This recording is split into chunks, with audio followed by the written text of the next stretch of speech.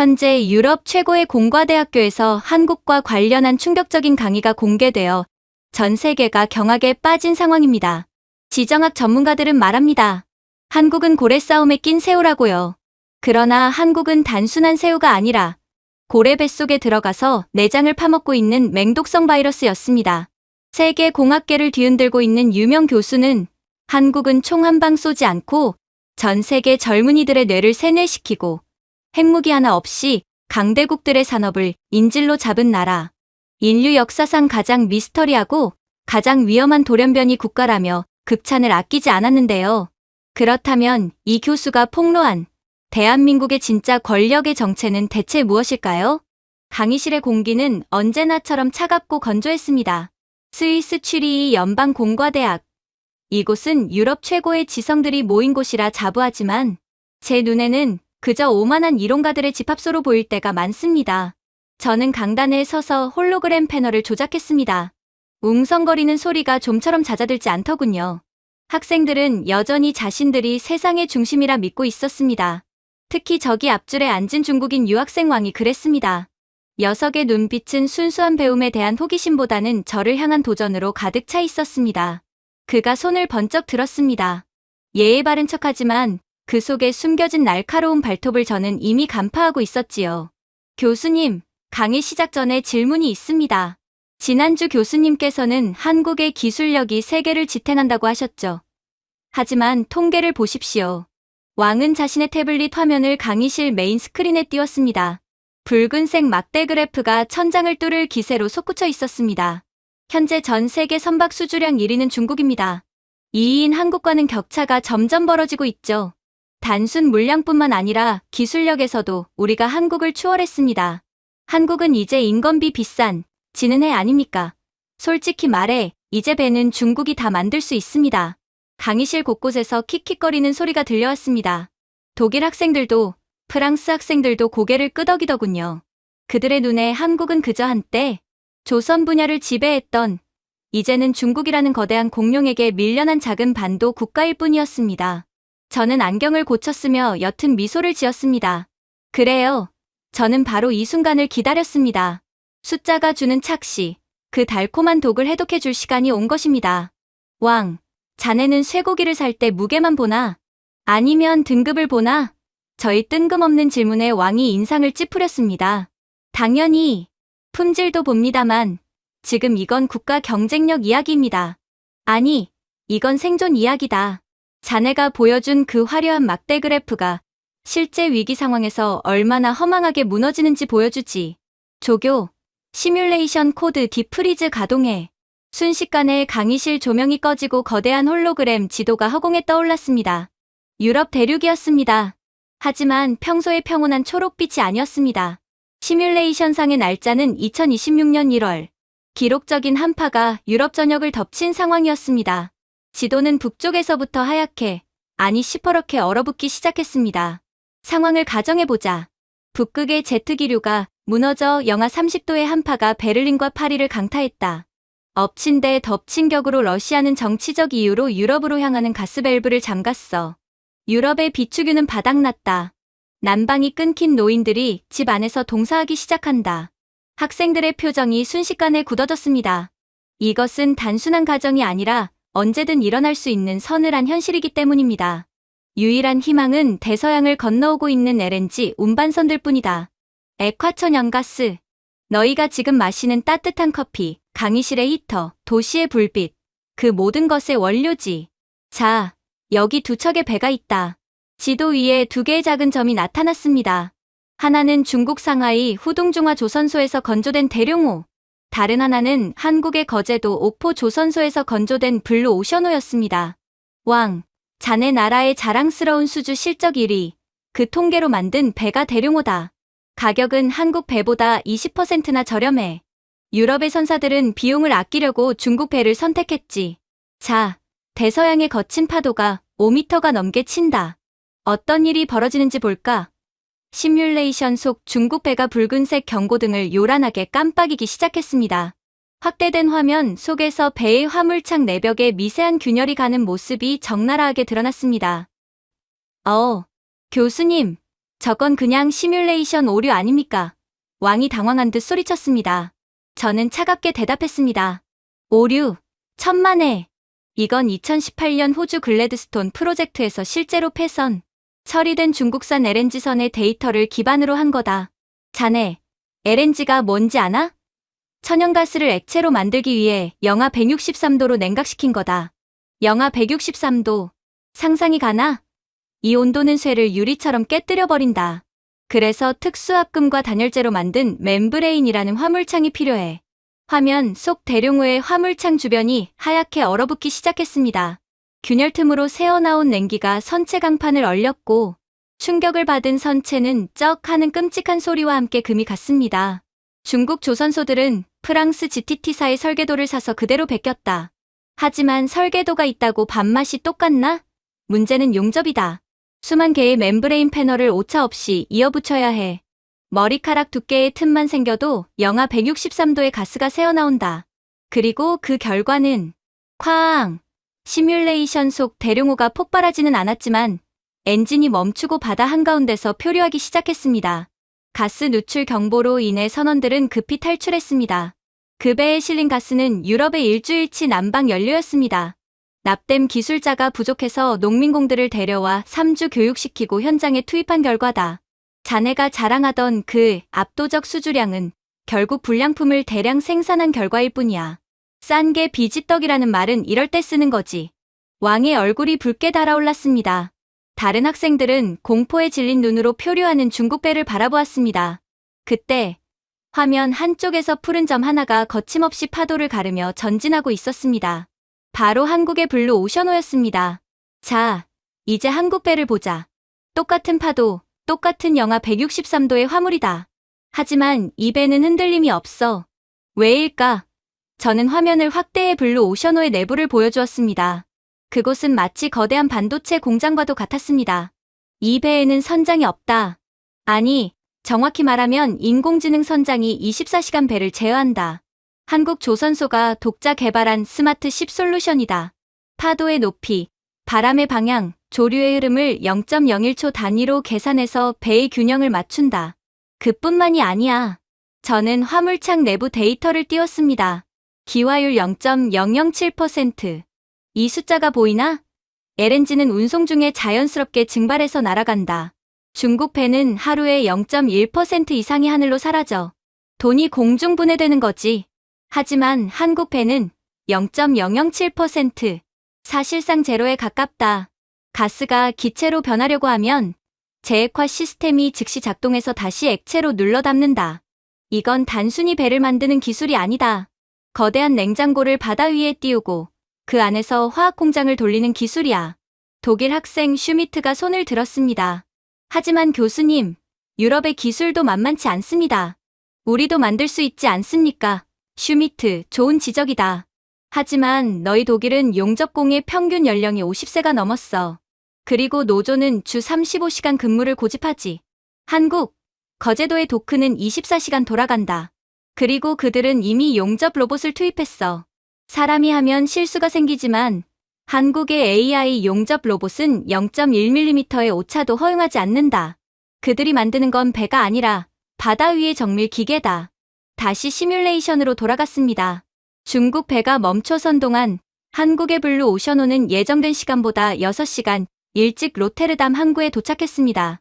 도킹 과정도 자동이었습니다. 거대한 팔이 나와 가스관을 연결하자 붉게 얼어붙었던 유럽의 지도가 다시 서서히 생명력 넘치는 초록색으로 변해갔습니다. 이것이 납기다. 한국 조선소는 지난 20년간 단 한 번도 납기를 어긴 적이 없다. 전쟁이 나도 태풍이 불어도 그들은 약속한 날짜에 배를 띄운다. 선주들에게 한국과의 계약서는 종이 쪼가리가 아니라 신뢰 그 자체다. 저는 왕을 똑바로 쳐다보며 말했습니다. 왕, 자네 나라는 배를 100척 수주했다고 자랑했지. 하지만 그중 절반은 납기 지연 상태고 30%는 수리 중이다. 심지어 카타르가 중국에 발주했던 LNG선 프로젝트는 결국 기술 결함으로 취소되고 한국으로 넘어왔어. 왜 그랬을까? 카타르 왕족은 바보가 아니거든. 1조 원짜리 가스를 싣고 가다가 바다에 버릴 수는 없으니까.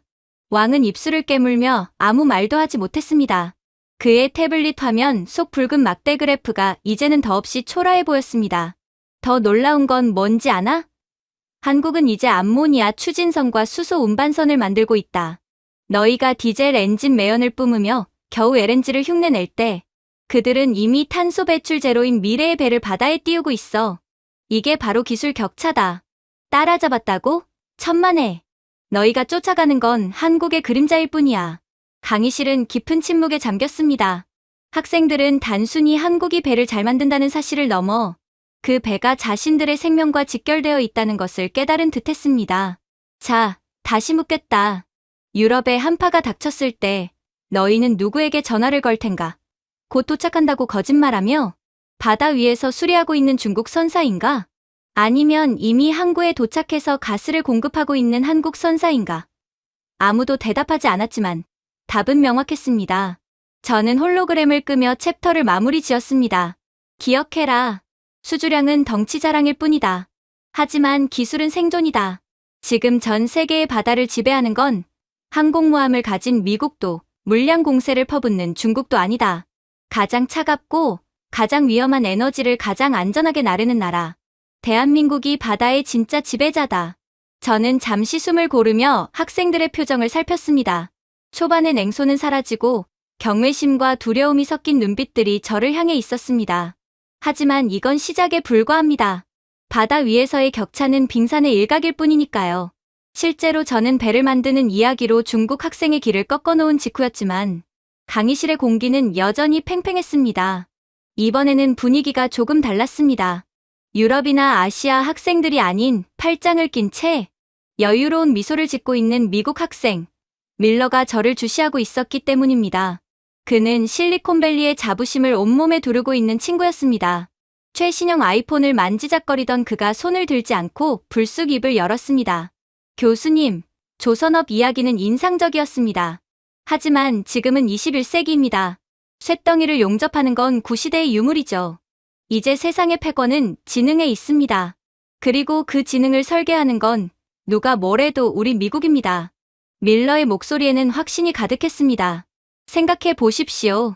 엔비디아, 애플, 구글, 오픈 AI 시대의 뇌를 설계하는 건 전부 미국 기업입니다. 한국, 물론 반도체를 잘 만들죠. 하지만 냉정하게 말해 한국은 하청업체 아닙니까? 우리가 설계도를 던져주면 밤새워 찍어내는 공장일 뿐이죠. 주도권은 갑인 미국에 있지 을인 한국에 있는 게 아닙니다. 강의실 여기저기서 고개를 끄덕이는 학생들이 보였습니다. 설계가 왕이다라는 명제는 이들에게 종교와도 같았으니까요. 저는 칠판 지우개를 탁 내려놓으며 천천히 밀러에게 다가갔습니다. 그리고는 강의실 메인 컴퓨터의 전원 버튼 위에 손가락을 올렸습니다. 밀러, 자네 말이 맞아. 미국은 천재적인 뇌를 설계했지. 아인슈타인보다 똑똑한 AI를 만들어냈어. 그런데 말이야, 만약 그 천재가 1초 전에 한 생각조차 기억하지 못한다면 어떨까? 저는 전원 버튼을 누르는 신용을 하며 물었습니다. 기억력이 3초인 금붕어 수준의 아인슈타인. 그가 상대성 이론을 만들 수 있을까? 아니, 자기 이름은 기억할까? 밀러가 어깨를 으쓱했습니다. 그게 무슨 억지입니까? 연산장치가 있으면 데이터는 당연히 따라오는 거 아닙니까? 당연히. 이 세상에 당연한 기술은 없다네? 자네는 지금 가장 치명적인 착각을 하고 있어. AI는 연산만 하는 계산기가 아니야.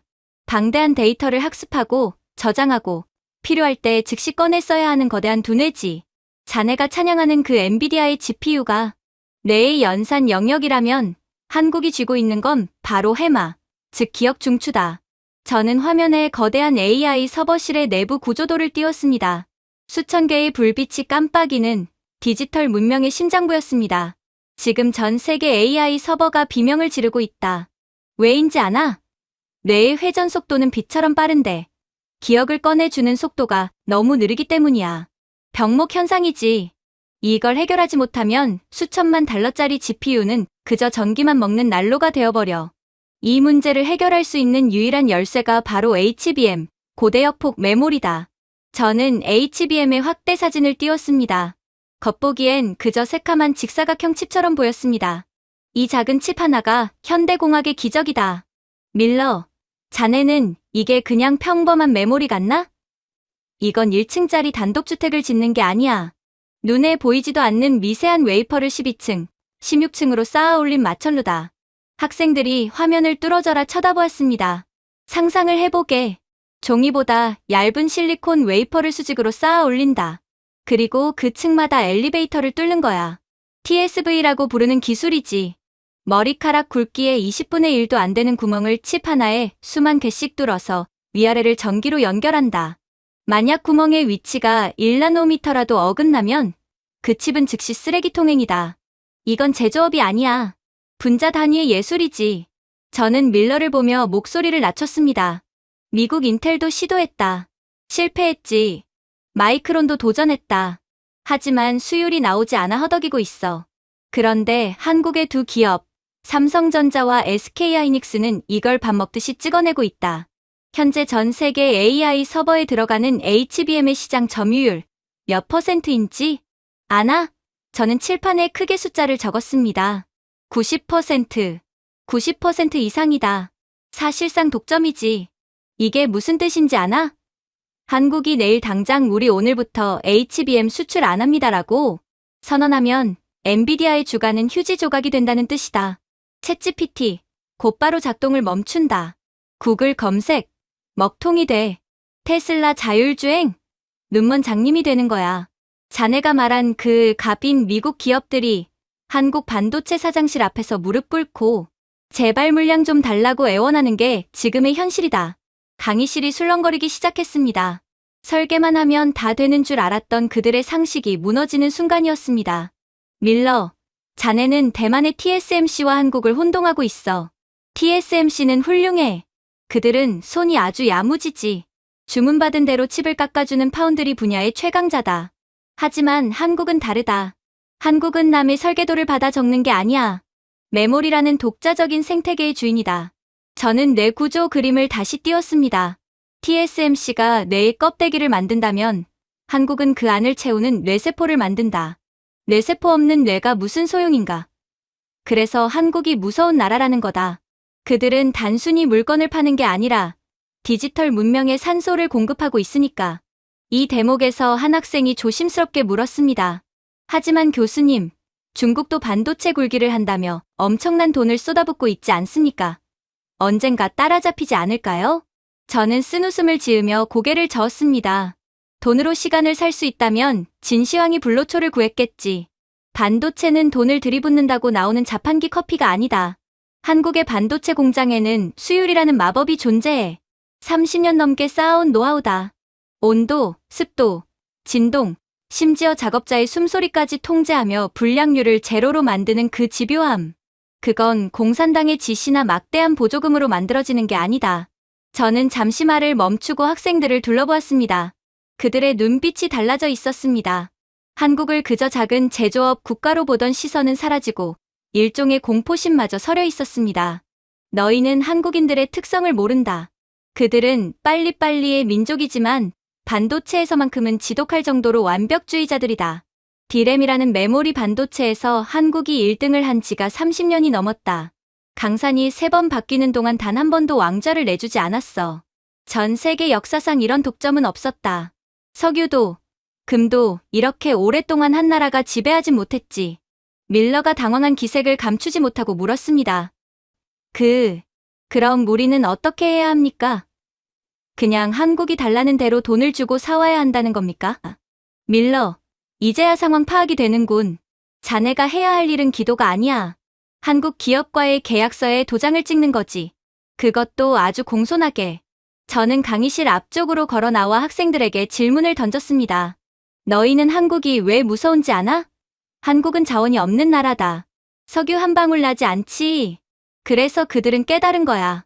남들이 파낼 수 있는 자원 대신 남들이 절대 흉내낼 수 없는 기술 장벽을 자원으로 삼기로. 그들은 모래, 즉 실리콘을 녹여서 금보다 비싼 보석으로 연금술을 부리고 있는 거다. 화면 속 HBM 칩이 황금빛으로 빛났습니다. 이건 산업의 쌀이라는 촌스러운 단어로 표현할 수 없다. 이건 디지털 문명의 산소호흡기다. 한국이 밸브를 잠그는 순간 실리콘밸리는 질식한다. 월스트리트의 금융서버도 펜타곤의 군사 위성도 전부 뇌사 상태에 빠지지. 너희의 스마트폰은 그저 비싼 벽돌이 될 뿐이야. 강의실은 침묵에 빠졌습니다. 자신들의 일상이, 그리고 자부심이 한국이라는 작은 나라의 손바닥 위에 올려져 있다는 사실을 받아들이는 데는 시간이 필요해 보였습니다. 자, 이제 알겠나? 조선업으로 바다를 지배하고 반도체로 너희의 뇌를 지배하는 나라. 그런데 이게 끝이 아니야. 바다와 뇌를 장악한 한국이 이제는 전쟁터의 판도까지 바꾸고 있다. 저는 밀러가 쥐고 있던 아이폰을 가리키며 덧붙였습니다. 그 폰 잘 모시게. 그 안에 들어있는 한국산 메모리가 고장나면 자네의 그 잘난 디지털 라이프도 끝이니까. 밀러는 황급히 아이폰을 책상 위에 내려놓았습니다. 그러고는 마지막 발악을 하기 시작했죠. 하지만 한국이 압도적으로 우수한 건 그들에게 큰 도움이 되지 않을 겁니다. 결국 미국은 한국의 모든 기술을 그대로 먹어치울 힘이 있거든요. 감히 한국이 미국 앞에서 그들의 기술력을 지켜낼 수 있을까요? 지금처럼 약육강식의 잔인한 국제 정세 속에서 말입니다. 그의 말에 저는 그저 씩 웃을 뿐이었죠. 자네 말이 맞아. 학생들, 역사를 좋아하나? 1980년대. 지금의 한국처럼 미국을 위협하던 아시아 국가가 있었지. 바로 일본이다. 당시 소니와 도시바는 미국 기업들을 사냥하고 다녔어. 미국은 어떻게 했을까? 플라자 하베라는 이름의 경제 핵폭탄을 떨어뜨려 일본의 30년을 지워버렸다. 미국은 자신의 패권에 도전하는 2인자를 살려두지 않는 잔혹한 제국이다. 미국 학생 밀러가 으쓱하며 긍정했습니다. 그게 팍스 아메리카나의 규칙이죠. 즉, 한국의 기술력은 곧 미국으로 통합될 거라는 말입니다. 그렇지. 그런데 이상하지 않나? 지금 한국은 일본보다 더 깊숙이 미국의 폐부를 찌르고 있다. 메모리 반도체, 배터리, 전기차. 미국의 미래 산업을 한국이 독점하고 있어. 그런데 왜 미국은 한국을 제2의 일본으로 만들지 않을까? 왜 한국의 기업 총수들을 백악관으로 불러 파티를 열어줄까? 단순히 한국이 우방이라서. 천만에. 미국에게 영원한 친구란 없다. 이익만 있을 뿐. 저는 학생들의 궁금증이 최고조에 달했을 때 칠판에 사람의 몸을 그렸습니다. 이유는 간단하다. 일본은 미국의 옷을 뺏어 입으려 했지만 한국은 미국의 심장 그 자체가 되어버렸기 때문이다. 80년대 일본 반도체 말이야. 미국은 그걸 대체할 수 있었어. 그래서 미국은 일본을 잘라냈다. 하지만 지금 한국의 반도체는 대체 불가능하다. 미국이 한국 삼성과 하이닉스를 공격하는 순간 실리콘밸리의 구글, 애플, 엔비디아, 테슬라가 동시에 심장마비로 즉사한다. 저는 밀러를 똑바로 쳐다보며 말했습니다. 미국은 한국을 죽이지 못하는 게 아니다. 한국을 죽이면 자기도 죽기 때문에 못 건드리는 거다. 이걸 의학 용어로 연동된 생명 유지 장치라고 하지. 한국은 아주 영리하게도 미국의 뇌인 AI와 혈관, 즉 공급망 깊숙이 파고들어 자신을 제거하면 숙주도 사망하게 만드는 치명적인 공생을 완성했다. 그래서 미국은 절대로 한국을 일본처럼 처리할 수 없는 거야. 제가 여기까지 했을 때 학생들은 이제 눈에 띄게 진지해졌습니다. 자신들의 스마트폰과 바다가 한국의 소나기에 있다는 사실에 충격을 받은 눈치였죠. 하지만 아직 자존심이 남은 무리들이 있었습니다. 바로 군사 강국이라는 자부심으로 똘똘 뭉친 독일과 유럽의 학생들이었습니다. 그 중에서도 독일 유학생 슈미트가 팔짱을 끼고 불편한 기색을 역력히 드러내고 있었습니다. 그는 2차 대전 당시 전차 군단의 후예라는 긍지가 대단한 친구였지요. 교수님, 인정합니다. 반도체나 배는 한국이 잘 만들 수 있습니다. 하지만 무기는 다릅니다. 사람의 목숨을 다루는 건 차원이 다른 문제입니다. 슈미트가 자리에서 일어나며 목소리를 높였습니다. 한국의 K방산이 최근 인기가 많은 건 부정하지 않겠습니다. 하지만 솔직해집시다. 그건 가성비 때문 아닙니까? 현대차와 메르세데스 벤츠의 차이죠. 폴란드 같은 나라들이 돈이 부족하니까 싼 맛에 한국 무기를 사는 겁니다. 진짜 기술력, 진짜 명품은 독일의 레오파드이나 미국의 에이브럼스 전차입니다. 전장에 나갈 때 보급형을 타고 싶으십니까? 아니면 검증된 명품을 타고 싶으십니까? 강의실 곳곳에서 동조의 웃음이 터져 나왔습니다. 명품이라는 단어는 언제나 유럽인들의 자존심을 긁어주는 마법의 단어니까요. 저는 슈미트의 말을 끊지 않고 끝까지 들었습니다. 그리고는 천천히 강단 아래로 내려와 슈미트의 책상 앞에 섰습니다. 슈미트, 자네는 전쟁을 쇼핑이라고 생각하나 보군. 카탈로그 펴놓고 스펙 비교하고 옵션 고르는 그런 쇼핑 말이야. 하지만 불행하게도 적군은 자네가 쇼핑을 끝낼 때까지 기다려주지 않아. 저는 다시 메인 스크린을 가리켰습니다. 조교, 시뮬레이션 코드 붉은 폭풍 가동. 평화롭던 유럽 지도 위로 붉은 화살표들이 쏟아져 내려오기 시작했습니다. 가상의 적국이 동유럽 국경을 돌파한 상황이었습니다. 사이렌 소리가 강의실을 울렸습니다. 상황 발생. 폴란드 국경이 무너졌다.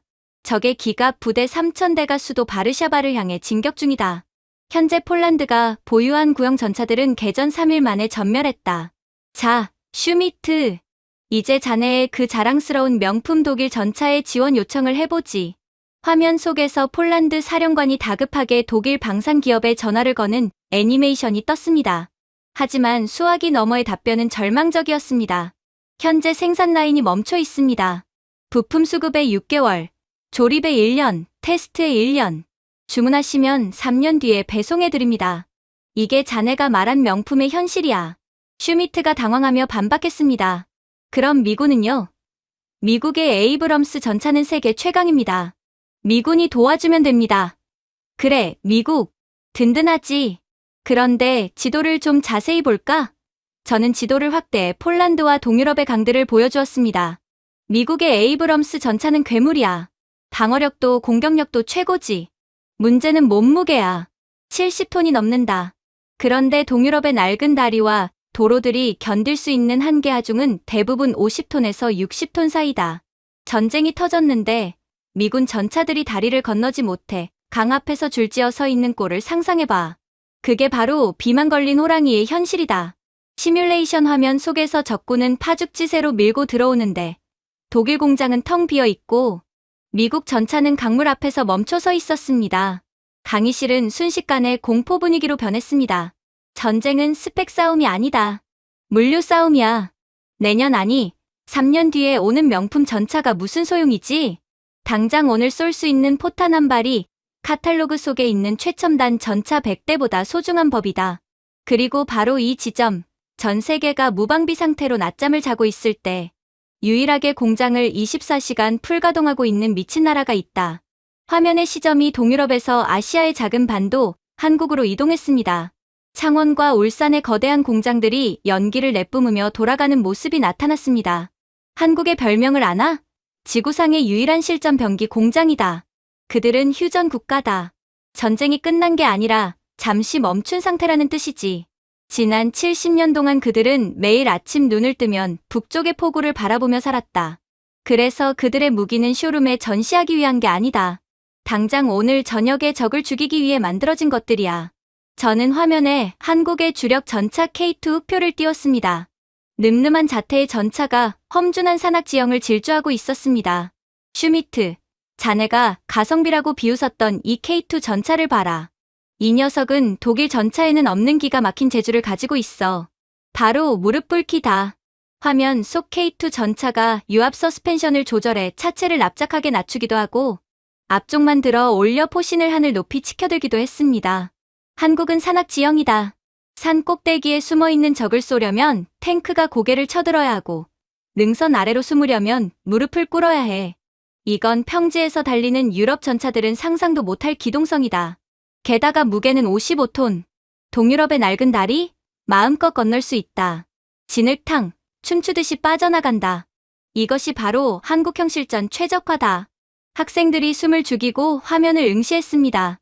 더 무서운 건 뭔지 아나? 바로 자동장전 장치다. 미국이나 독일 전차는 포탄을 사람이 직접 손으로 들어서 넣어야 해. 그래서 탄약수까지 4명이 타야 하지. 하지만 한국은 인구가 줄어드는 걸 대비해서 이미 로봇팔이 포탄을 장전하게 만들었다.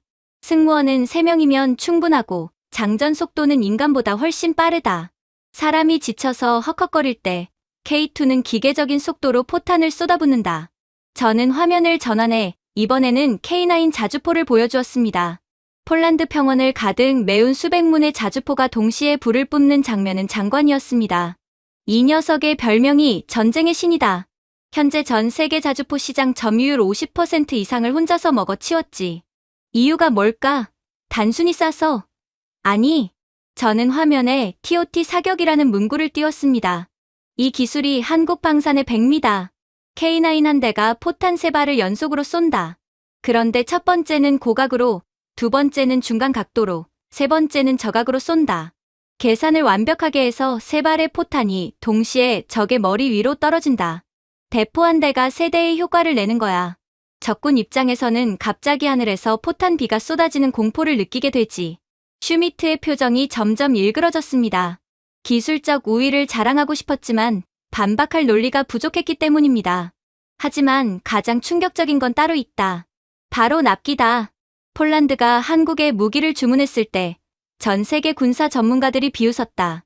한국이 아무리 빨라도 몇 년은 걸릴 거다라고. 그런데 계약 도장 잉크가 마르기도 전인 3개월 뒤에 한국 항구에서 전차와 자주포를 실은 배가 출발했다. 화면에는 거대한 수송선에서 K2와 K9이 끝도 없이 내려오는 뉴스 영상이 재생되었습니다. 3개월. 독일이 부품 리스트를 작성하고 있을 시간에 한국은 이미 완성품을 폴란드 국경에 배치해버렸다. 이게 어떻게 가능했을까? 한국군은 자신들이 쓰려고 만들어둔 물량을 기꺼이 폴란드에 먼저 양보했다. 동맹을 위해 내 살을 떼어주는 결단력. 그리고 그 빈자리를 밤샘 근무로 몇 달 만에 다시 채워넣는 미친 생산 능력. 이것이 한국을 대체 불가능한 국가로 만드는 진짜 힘이다. 저는 학생들 사이를 걸으며 말을 이었습니다. 그리고 하나 더. 호환성이다. 한국 무기는 마치 안드로이드 폰과 같다. 미국 무기 체계와 완벽하게 연동된다. 데이터 링크, 통신 코드, 탄약 규격까지 나토 표준을 한국보다 더 잘 지킨다. 독일 무기를 사면 독일 방식에 맞춰야 하지만 한국 무기를 사면 미군과 합동 작전이 가능해진다. 게다가 한국은 기술을 숨기지 않아. 라이선스 생산을 허락한다. 폴란드에 공장을 지어주고 기술을 전수해준다. 고기를 잡아주는 게 아니라 낚시하는 법을 알려주는 유일한 파트너인 셈이지. 강의실 뒤편에 앉아있던 한 여학생이 손을 들고 질문했습니다. 교수님, 그렇다면 한국은 전쟁을 부추기는 죽음의 상인 아닙니까? 좋은 질문이다. 하지만 현실은 정반대야. 한국의 무기 수출 슬로건이 뭔지 아나? 평화를 지키는 힘이다. 힘이 없는 평화는 구걸일 뿐이라는 걸 그들은 뼈저리게 알고 있다. 식민지와 전쟁을 겪은 그들은 누구보다 평화를 원하기에 가장 날카로운 칼을 갈고 있는 거다. 저는 슈미트를 다시 바라보았습니다. 그의 거만했던 태도는 온데간데 없고 깊은 생각에 잠긴 듯 했습니다. 슈미트, 다시 묻지. 동유럽 전선이 뚫렸다. 적의 전차 군단이 몰려온다. 자네는 3년 뒤에 도착할 최고급 벤츠를 기다릴 텐가? 아니면 당장 내일 도착해서 적의 머리 위에 포탄 3발을 동시에 꽂아버리는 한국의 K9을 부를 텐가? 슈미트는 잠시 입술을 달싹이더니 나직하게 대답했습니다. 한국에 전화를 걸겠습니다. 현명한 선택이다. 그게 바로 자네 조국을 지키는 길이니까. 저는 칠판에 적힌 가성비라는 단어를 지우고 그 위에 굵은 글씨로 대체 불가라고 적었습니다. 명심해라. 한국은 단순히 물건을 파는 게 아니다. 그들은 서방 세계의 민주주의 무기고가 되었다. 미국이 세계의 경찰이라면 한국은 그 경찰에게 지급할 총과 방패를 만드는 대장장이다. 만약 한국의 공장이 멈춘다면 우크라이나, 폴란드, 아니 우리 유럽 전체가 몽둥이 하나 들고 적과 싸워야 할지도 모른다. 강의실은 숙연해졌습니다. 한국이라는 나라가 단순히 반도체나 팔고 배나 만드는 경제 파트너가 아니라 자신들의 안보와 생명을 지탱하는 거대한 기둥이라는 사실을 깨달았기 때문입니다. 그러나 아직이었어요. 저는 가장 중요한 부분은 아직 시작도 안 한 상태였거든요. 저는 강의실 스크린에 사진 한 장을 띄웠습니다. 땀과 먼지로 범벅이 된 채 시멘트 포대 위에서 쪽잠을 자고 있는 70년대 한국 건설 노동자의 흑백 사진이었습니다. 학생들은 눈살을 찌푸리거나 의아한 표정을 지었습니다. 자네들, 이 사진이 뭘로 보이나? 가난, 착취? 인권 유린? 저는 학생들을 천천히 둘러보며 단호하게 말했습니다. 틀렸다. 이건 전투 휴식이다. 한국은 세계에서 가장 미친 나라다. 그들에게 일은 생계수단이 아니라 전쟁이다. 한국인들의 DNA에는 빨리빨리라는 마약이 흐른다. 남들이 10년 걸릴 다리를 3년 만에 놓고 남들이 포기한 사막에서 물길을 터버린다. 오늘 할 이야기는 바로 그 미친 속도와 도끼가 어떻게 전 세계에 에너지 지도를 다시 그리고 있는지에 대한 것이다. 그때였습니다. 강의실 중간쯤에 앉아있던 한 학생이 손을 번쩍 들었습니다. 초록색 티셔츠를 입고 평소 환경 문제에 목소리를 높이던 프랑스 출신 루카스였습니다. 그는 꽤나 불만 섞인 표정으로 저를 노려보고 있더군요. 교수님, 솔직히 실망입니다. 방금 전까지는 무기 이야기로 전쟁을 미화하시더니 이제는 사막에 콘크리트를 들이붓는 건설 이야기입니까? 한국이 중동에서 건설로 돈을 버는 건 인정하지만 그건 70년대나 통하던 구시대적인 방식 아닙니까? 지금 유럽은 탄소 중립과 친환경 에너지로 가고 있습니다. 한국처럼 사막을 파헤치고 원자력 발전소 같은 위험한 시설을 짓는 건 지구를 망치는 주범이라고 생각합니다. 루카스의 발언에 몇몇 유럽 학생들이 고개를 끄덕이며 동조했습니다. 그들에게 건설이나 원자력은 낡고 위험한 기술이라는 인식이 박혀 있었으니까요. 저는 칠판 지우개를 내려놓고 천천히 루카스에게 다가갔습니다. 그리고 그의 책상 위에 놓인 텀블러를 가리켰습니다. 루카스, 자네 텀블러에 든 얼음물, 참 시원해 보이는군. 그런데 자네는 그 얼음을 얼리기 위한 전기가 어디서 오는지 고민해 본 적 있나? 그거야. 풍력이나 태양광 같은 재생에너지겠죠. 재생에너지. 그래, 그 꿈 같은 이야기가 현실에서 얼마나 처참하게 깨지고 있는지 보여주지. 저는 스크린에 2021년 유럽의 전력 가격 그래프를 띄웠습니다. 수직으로 치솟는 붉은 선은 공포 그 자체였습니다. 자, 보게. 이게 너희가 친환경을 외치며 원전을 끄고 가스관을 잠갔을 때 벌어진 일이다. 바람이 멈추자 풍력 발전기는 고철 덩어리가 됐고 구름이 끼자 태양광 패널은 잠들어 버렸지. 그 결과 전기료가 3배, 5배 폭등했어. 시민들은 난방비를 못 내서 촛불을 켰다. 이게 너희가 말하는 우아한 친환경의 민낯이야. 저는 화면을 전환해 중동의 아라비아 반도를 띄웠습니다. 붉은색 모래바람이 부는 황량한 땅이었습니다. 그런데 여기 기름이 솟아나는 땅의 주인들은 바보가 아니다. 그들은 알고 있어. 언젠가 석유의 시대는 끝난다는 것을. 그래서 그들은 지금 미친 듯이 석유 이후의 세상을 준비하고 있다. 그들에게 필요한 건 비가 오지 않는 날도 전기를 만드는 태양, 그리고 마르지 않는 강물이다. 이 불가능한 마법을 현실로 만들어줄 마법사를 찾기 위해 전 세계에 공고를 냈지. 저는 화면에 2개의 사진을 나란히 띄웠습니다. 왼쪽은 핀란드의 올킬루오토 원전 공사 현장, 오른쪽은 UAE의 바라카 원전 현장이었습니다. 왼쪽은 자네 조국 프랑스의 자존심, 아레바사가 맡은 현장이다. 세계 최고의 원전 기술을 가졌다고 자부했지. 그런데 결과가 어땠나? 공사는 예정보다 무려 13년이나 지연됐다. 예산, 당초 계획보다 3배나 더 들어갔어. 짓다가 설계도 고치고, 짓다가 부품 안 맞아서 뜯어내고, 핀란드 정부가 프랑스를 고소하니 많이 난리가 났었지. 유럽의 자존심이 진흙탕에 처박힌 꼴이었다. 루카스의 얼굴이 붉어졌습니다.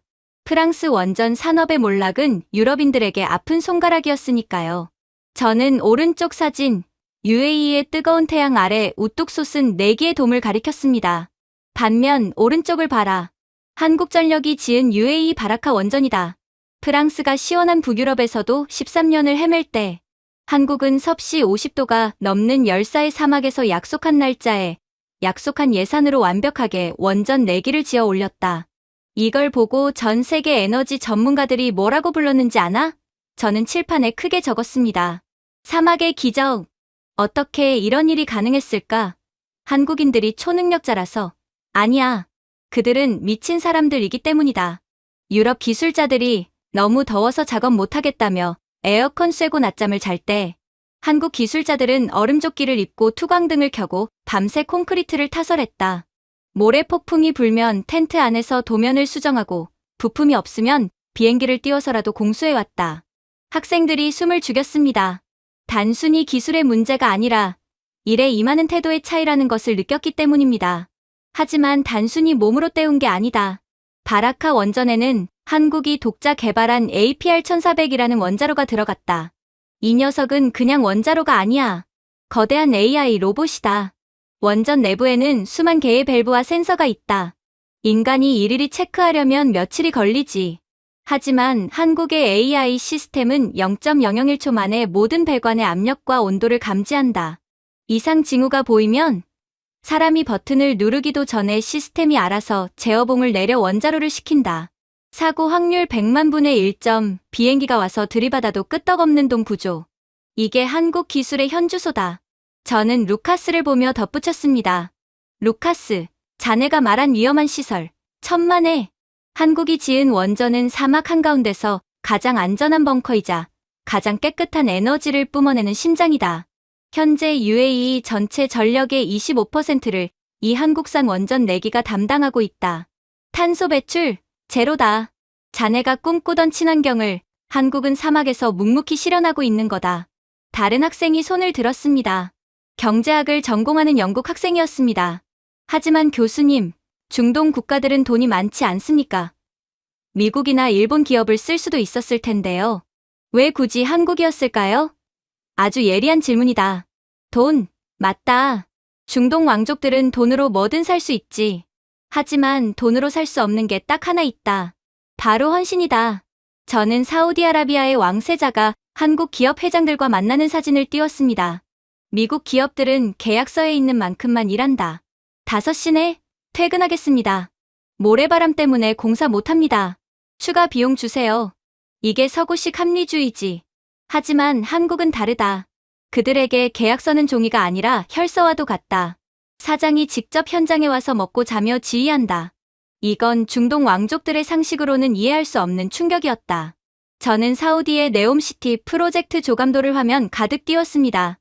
사막을 가로지르는 거대한 유리벽, 더 라인이 반짝이고 있었습니다. 지금 인류 역사상 가장 거대한 실험이 진행 중이다. 500m 높이의 유리벽을 사막에 170km 길이로 세우는 도시, 네옴시티다. 총 사업비 650조 원. 전 세계 건설사들이 침을 흘리며 달려들었지.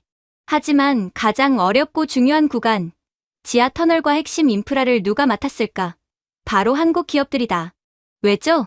기술이 좋아서입니까? 기술은 기본이다. 더 중요한 건 사우디가 한국을 자신들의 미래로 보고 있기 때문이다. 50년 전, 한국은 전쟁으로 폐허가 된 아무것도 없는 땅이었다. 사막보다 더했지. 그런데 불과 반세기 만에 한강의 기적을 일으키며 빌딩 숲을 만들었다. 사우디 왕가는 생각한 거야. 아, 저 독종들에게 맡기면 모래 위에도 진짜 도시가 서겠구나. 저는 지도에서 중동의 오일머니가 한국으로 흘러 들어가는 화살표를 그렸습니다. 지금 중동의 국부펀드, 그 막대한 자금이 한국으로 빨려 들어가고 있다. 방산, 원전, 건설, 심지어 게임과 엔터테인먼트까지. 그들은 한국을 단순한 하청 업체가 아니라 석유가 고갈된 이후 자신들을 먹여 살려줄 파트너로 선택한 거다. 이건 투자가 아니다. 일종의 보험이지. 다시 유럽으로 시선을 돌렸습니다. 체코의 지도가 나타났습니다. 그리고 여기 자네들의 이웃인 체코를 봐라. 체코가 최근 신규 원전 건설 사업자로 누구를 선택했지? 바로 옆 나라 프랑스였나? 아니면 동맹국 미국? 아니다. 그들은 지구 반대편에 있는 한국을 선택했다. 프랑스 대통령이 직접 날아가서 세일즈를 했지만 체코 총리는 한국의 손을 잡았다. 이유는 단순하다. 한국은 약속을 지킨다. 프랑스처럼 공사비를 3배로 불리지도 미국처럼 정치적 이유로 혼수를 두지도 않는다.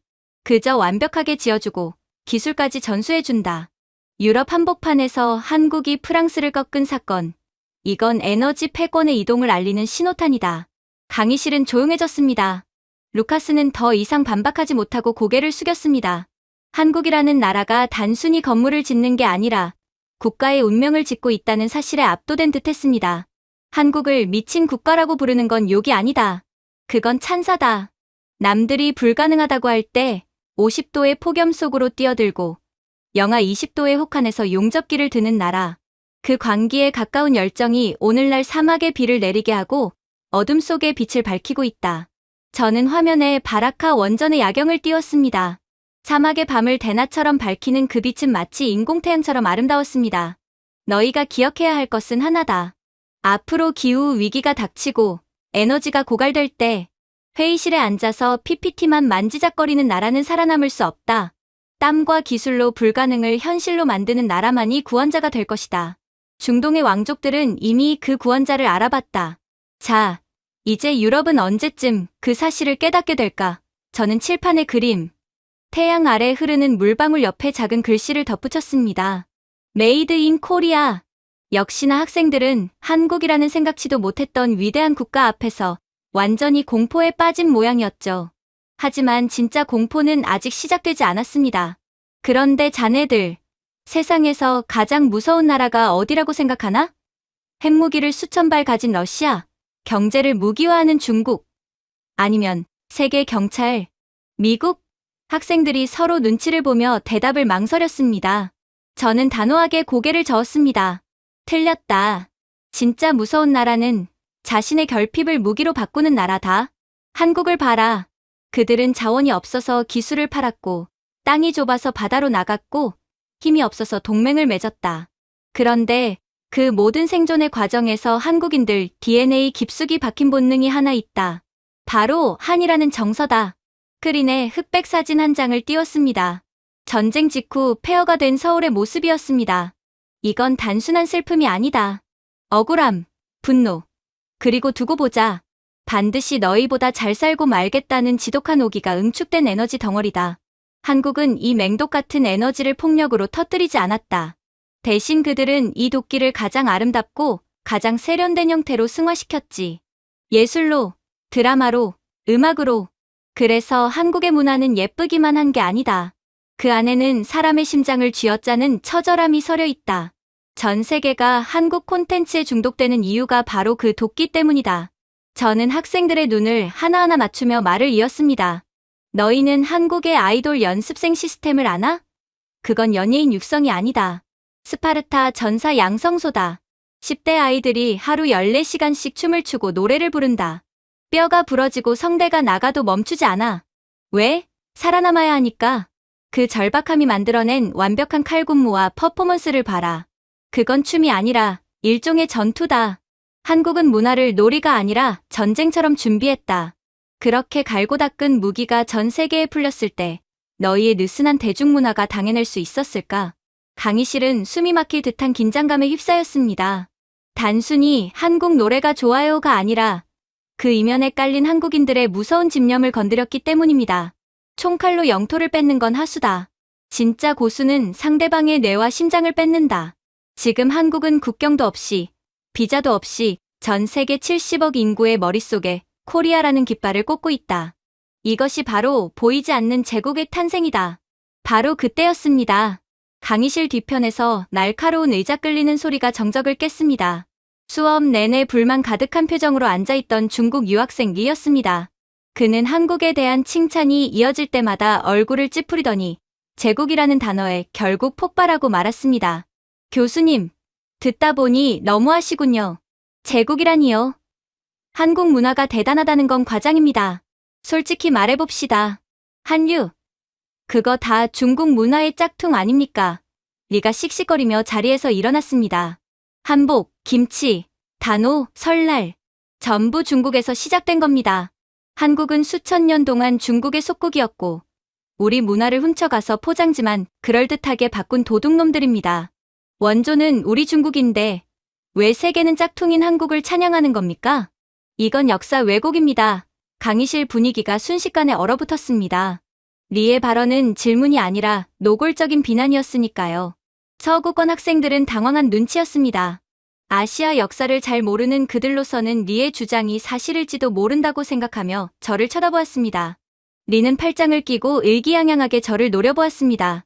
저는 천천히 강단에서 내려와 리의 앞으로 걸어갔습니다. 그리고 아주 차분하고 냉정한, 그래서 더 섬뜩한 목소리로 물었습니다. 리, 자네 말대로 가정해보지. 한국이 중국의 문화를 가져갔다고 치자. 그렇다면 왜 전 세계 사람들은 원조인 너희 중국이 아니라 짝퉁이라는 한국에 열광하는 걸까? 리는 말문이 막힌 듯 입을 달싹였습니다. 자네 나라는 자금성도 있고 만리장성도 있고 경극도 있어. 돈도 훨씬 많지. 할리우드 스튜디오를 사들이고 전 세계에 공자학원을 세워 중국 문화를 주입하려고 수백조 원을 쏟아부었어. 그런데 결과가 뭐지? 쿵푸 팬더는 미국이 만들었고 뮬란도 디즈니가 만들었어. 정작 중국이 만든 영화나 드라마를 전 세계가 줄 서서 보나? 저는 스크린에 2개의 포스터를 나란히 띄웠습니다. 왼쪽은 중국의 애국주의 영화 전랑, 오른쪽은 한국의 오징어 게임이었습니다. 왼쪽, 중국 영화다. 중국 군인이 슈퍼히어로처럼 나와서 적들을 때려잡고 중국 국기를 휘두르며 중국 만세를 외치지. 자네들, 이거 끝까지 본 사람 있나? 강의실에 그 누구도 손을 들지 않았습니다. 심지어 중국 학생들조차 시선을 피했습니다. 오른쪽, 한국 드라마, 오징어 게임이다. 여기엔 영웅이 없다. 빚더미에 앉은 패배자들, 탈북자, 외국인 노동자가 나와서 서로 죽고 죽인다. 한국 사회의 치부를 적나라하게 드러내지. 가난, 불평등, 부조리. 그런데 전 세계 1억 4천만 명이 이걸 보고 열광했어. 리, 이 결정적인 차이가 뭔지 아나? 저는 리의 눈을 똑바로 쳐다보며 말했습니다. 바로 검열과 자유의 차이다. 강의실에 무거운 정적이 감돌았습니다. 중국의 문화는 선전이다. 공산당이 보기에 좋은 것, 국가의 위대함을 찬양하는 것만 허락되지. 창작자의 상상력이 당의 가이드라인이라는 감옥에 갇혀 있어. 그러니 재미가 없고 역겹고 공감이 안 되는 거야. 세계인들은 바보가 아니다. 그들은 누군가가 자신들을 가르치려 들거나 사상을 주입하려 드는 걸 본능적으로 거부해. 저는 다시 오징어 게임의 포스터 속 초록색 트레이닝복을 입은 사람들을 가리켰습니다. 반면 한국을 봐라. 그들은 대통령도 풍자하고 재벌도 비판하고 자신의 가난과 실패까지도 솔직하게 이야기한다. 그 솔직함이 바로 인류 보편의 정서, 즉 휴머니티를 건드리는 거다. 한국의 콘텐츠는 한국이 위대하다고 소리치지 않아. 대신 사는 게 참 힘들지? 나도 그래. 우리 같이 울자라고 위로를 건넨다. 그 자유로운 영혼의 울림이 자네가 말한 수백조 원의 선전비를 이긴 비결이다. 프랑스 학생 하나가 고개를 끄덕이며 거들었습니다. 맞아요. 최근 할리우드 영화들은 너무 정치적 올바름을 강요해서 피곤해요. 억지로 인종을 끼워 넣고 교훈을 주려고 하죠. 그런데 한국 드라마는 그냥 재미있고 슬프고 인간적이에요. 쿨한 척하지 않아서 좋아요. 정확하다. 서구의 PC주의에 지친 세계인들이 찾은 도피처가 바로 한국이다. 한국 콘텐츠는 촌스럽게 도덕책을 낭독하지 않는다. 대신 가장 원초적인 감정, 사랑, 질투, 복수, 가족애를 가장 세련된 영상미로 보여주지. 이것이 바로 한국이 가진 정서적 기축통화다. 달러는 미국이 찍어내지만 전 세계인의 희로애락을 거래하는 화폐는 지금 서울에서 찍어내고 있다. 저는 리에게 다시 시선을 돌렸습니다. 그의 얼굴은 불그락푸르락 변해 있었습니다. 훔쳤다고?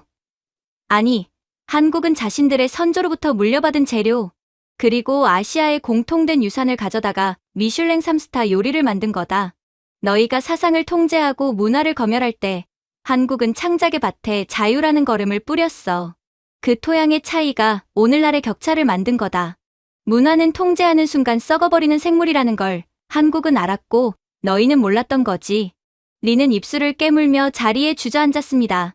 역사 논쟁을 하려다 체제 경쟁에서 완패했음을 깨달았기 때문입니다. 자, 그럼 이 재미가 돈이 될까? 단순히 딴따라들의 춤바람일까?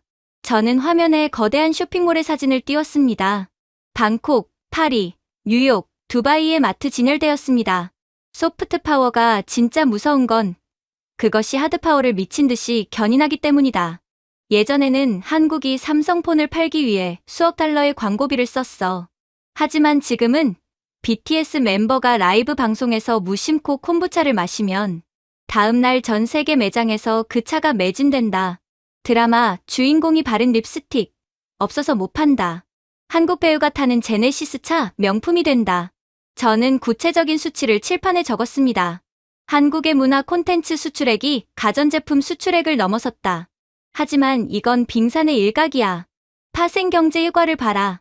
한국 드라마를 본 외국인이 한국 화장품을 사고 한국 옷을 입고 한국 음식을 먹고 결국엔 비행기표를 끊어 서울로 날아간다. 관광객 한 명이 와서 쓰는 돈. 그들이 돌아가서 한국에 대해 떠드는 긍정적인 이미지. 이걸 돈으로 환산하면 수천조 원의 가치가 있다. 저는 학생들에게 물었습니다. 너희 중에 파리에 가서 에펠탑 열쇠고리를 산 적 있나? 그건 쇠조각이지만 너희는 프랑스의 낭만을 산 거다. 지금 세계인들은 한국의 물건을 사는 게 아니다. 코리아라는 브랜드가 가진 힙하고 세련되고 역동적인 이미지를 소비하는 거다. 이것이 바로 부가가치의 끝판왕이다. 저는 지도를 다시 보여주었습니다. 이번에는 중동의 부유한 국가들이 표시되었습니다. 특히 중동의 변화를 주목해야 한다. 보수적인 이슬람 국가의 젊은이들이 지금 무엇에 빠져 있는지 아나? 바로 K컬처다. 히잡을 쓴 소녀들이 한국어로 노래를 따라 부르고 떡볶이를 먹는다. 사우디의 왕세자가 왜 한국 게임사에 조 단위 투자를 하고 한국 엔터사를 유치하려고 할까? 그는 아는 거다. 석유가 떨어진 미래에 사람들을 모으고 돈을 쓰게 만드는 힘은 바로 콘텐츠라는 것을. 교수님, 그렇다면 한국의 이런 인기가 얼마나 갈까요? 홍콩 영화나 일본 애니메이션처럼 한때의 유행 아닐까요? 미국 학생 밀러가 팔짱을 풀며 물었습니다. 좋은 지적이다. 하지만 한국에는 결정적인 차이가 있다. 바로 생태계다. 홍콩은 배우 몇 명에게 의존했고 일본은 갈라파고스화되어 내수 시장에 갇혔다. 하지만 한국은 다르다. 그들은 끊임없이 새로운 포맷을 개발한다. 웹툰을 봐라. 종이 만화를 스마트폰 스크롤 방식으로 바꾼 건 한국이다. 지금 마블과 디즈니가 시나리오가 고갈되어 한국 웹툰을 사가려고 줄을 섰다. 저는 화면에 수만 명의 외국인이 서울 광화문 광장에 모여 한국어 가사로 떼창을 하는 장관을 보여주었습니다. 이건 단순한 유행이 아니다. 현상이다. 세계 역사상 총 한 방 쏘지 않고 식민지 하나 만들지 않고 전 세계 젊은이들의 뇌 구조를 자신의 언어와 문법으로 재편한 나라가 있었나? 로마는 군단으로 정복했고 몽골은 말발굽으로 정복했고 영국은 해군으로 정복했다. 하지만 한국은 매력으로 세상을 정복했다. 저는 니를 보며 마지막 쐐기를 박았습니다. 이건 역사상 가장 우아하고 가장 평화롭지만 가장 무서운 정신적 점령이다. 리, 자네가 아무리 역사를 왜곡하고 우겨도 소용없어.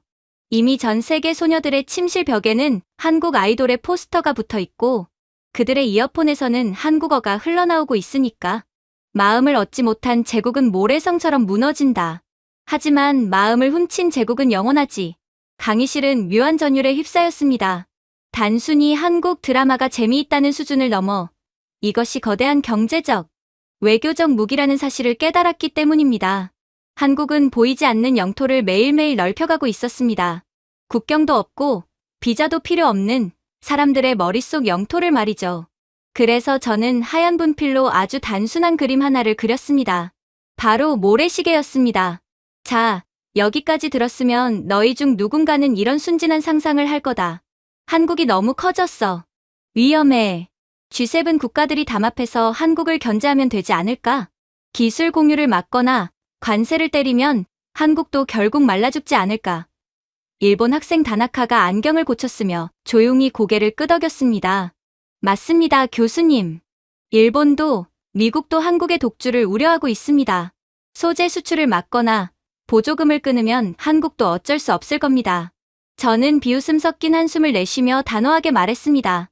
다나카, 그리고 여기 있는 넥타이맨 도련님들, 꿈 깨라. 그건 너희가 아직도 세상이 회의실에서 돌아간다고 믿기 때문에 하는 착각이다. 지금 세계는 한국을 견제할 수 없다. 아니, 정확히 말하면 견제하는 척은 할 수 있어도 실제로 멈춰 세우면 너희가 먼저 죽는다. 왜인지 아나? 저는 모래시계의 잘록한 허리 부분, 그 좁은 통로를 붉은색으로 칠했습니다. 너희 선진국들의 치명적인 병이 뭔지 아나? 바로 나태함과 겁이다. 너희는 20세기 동안 너무 편하게 살았다. 손에 기름 묻히기 싫어서 공장을 해외로 보냈고 위험한 실험이 싫어서 규제만 잔뜩 만들었다. 그 결과 너희는 생각만 하는 뇌가 되었고 실제로 만드는 손을 잃어버렸다. 저는 학생들을 향해 주먹을 쥐어 보였습니다. 하지만 한국을 봐라. 그들은 지난 70년 동안 단 하루도 편하게 잠든 적이 없는 나라다. 전쟁의 폐허 속에서 맨손으로 쇠를 녹이고 밤을 새워 코딩을 하고 독성 가스를 마시며 반도체를 구원했다.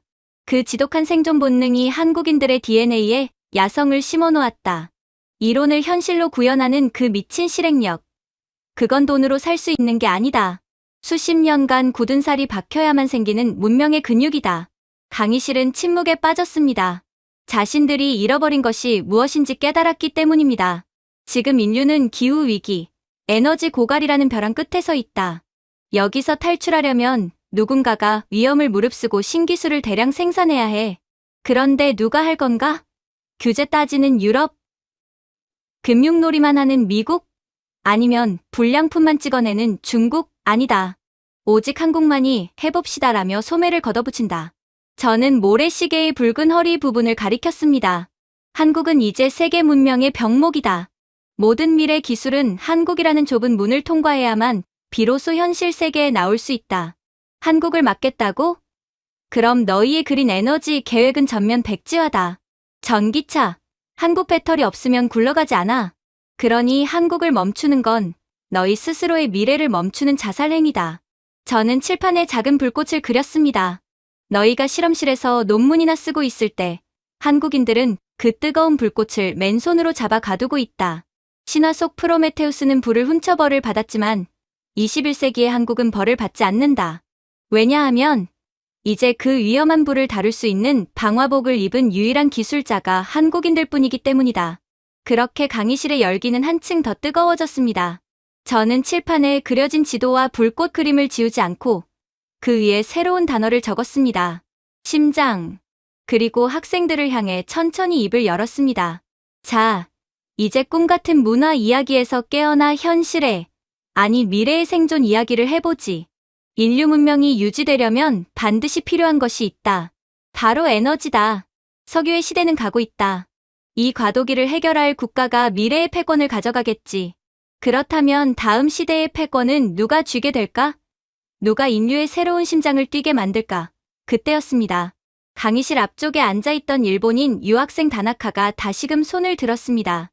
그는 평소 조용하고 예의 바른 학생이었지만 한국 이야기가 나올 때마다 묘하게 불편한 기색을 내비치곤 했었죠. 다나카는 안경을 고쳤으며 차분하지만 뼈있는 목소리로 말했습니다. 교수님, 한국의 성장은 인정합니다. 하지만 기초과학과 소재 분야는 다릅니다.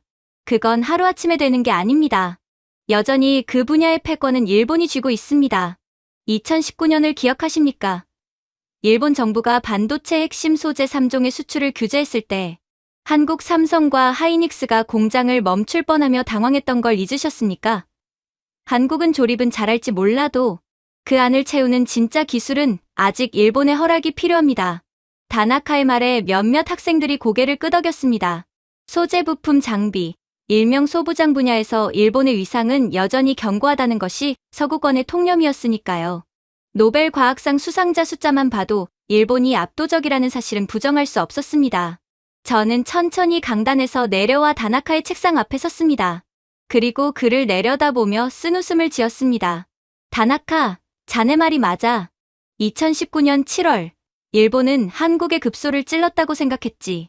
불화수소, 포토레지스트, 플로린 폴리이미드, 반도체를 만드는데 없어서는 안 될 재료들이었으니까. 그런데 말이야, 자네는 그 사건의 결말을 알고 있나? 저는 칠판으로 돌아가 2019년과 2024년의 그래프를 나란히 그렸습니다. 하나는 일본 소재 기업의 수출액, 다른 하나는 한국 소재 기업의 성장률이었습니다. 그 2019년의 수출 규제, 그건 일본 역사상 최악의 자충수였다. 아니, 전략적 자살 행위였지. 일본은 잠자던 호랑이의 콧수염을 뽑아버린 거야. 한국인들은 무서운 민족이라고 했지. 그들은 위기가 닥치면 도망가는 게 아니라 눈이 뒤집혀서 달려드는 독종들이다. 저는 2019년 당시 한국의 상황을 묘사했습니다. 일본이 수출을 막자 한국은 울며불며 매달리지 않았다. 대신 그들은 이를 갈았다. 다시는 일본에게 지지 않겠다는 슬로건을 걸고 정부와 대기업, 중소기업이 미친 듯이 뭉쳤지. 삼성전자는 공정 라인을 뜯어고쳤고 한국의 화학 기업들은 밤을 새워 순도 99.999%의 불화수소를 만들어냈다. 전문가들이 국산화에 10년은 걸릴 거지라고 비웃었던 기술을 한국은 단 6개월, 길게는 1년 만에 대체해버렸다. 다나카의 표정이 굳어지기 시작했습니다. 결과가 어떻게 됐을까? 삼성과 SK는 더 이상 일본산 소재를 쓰지 않는다. 일본의 우수한 소재 기업들, 스텔라, 케미파나 모리타, 화학 같은 곳들은 최대 고객인 한국을 잃고 매출이 반토막 났다. 창고에는 팔지 못한 불화수소가 쌓여 썩어가고 있지. 한국은 위기를 기회로 바꾼 정도가 아니라 아예 일본의 목줄을 끊고 독립해버린 것이다. 저는 학생들을 향해 강조했습니다. 이게 바로 한국이 소름 끼치는 이유다. 그들에게 불가능이란 단어는 도전 과제일 뿐이다. 일본이 과거의 영광과 노벨상 메달을 닦고 있을 때 한국은 당장 내일 쓸 기술을 국산화하고 업그레이드해서 오히려 역으로 수출하고 있다. 기초과학? 물론 중요하다. 하지만 그 기초과학을 산업으로 연결하는 속도에서 일본은 이미 한국의 상대가 되지 못한다. 저는 화면을 전환했습니다. 이번에는 전기차의 내부 구조도가 나타났습니다. 자동차의 바닥에 깔린 거대한 배터리 팩이 붉게 빛나고 있었습니다. 자, 이제 미래로 가보자. 자동차의 심장이 엔진에서 모터와 배터리로 바뀌고 있다. 다나카, 자네 나라의 자랑인 도요타는 지금 어디에 있지? 다나카는 입을 꾹 다물었습니다. 도요타가 전기차 전환에 늦어 고전하고 있다는 사실은 전 세계가 알고 있었으니까요. 일본은 고집을 피웠다. 하이브리드가 최고다. 수소차가 미래다라며 전기차라는 거대한 회의를 외면했지. 그 사이에 한국은 어떻게 했나?